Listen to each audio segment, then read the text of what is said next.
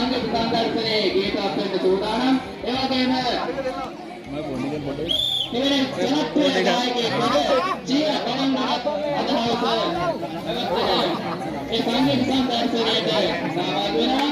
ඉතින් සියලු දෙනාට මේ ස්ථානයේ සම්බන්ධ වුණා වගේම අද රාත්‍රියේ 9ට ආරම්භ වෙන නියමිත මේ දරන්ත සංගීත සංදර්ශනයේ පැමිණ කියලා සාමකාමී රැකසිටා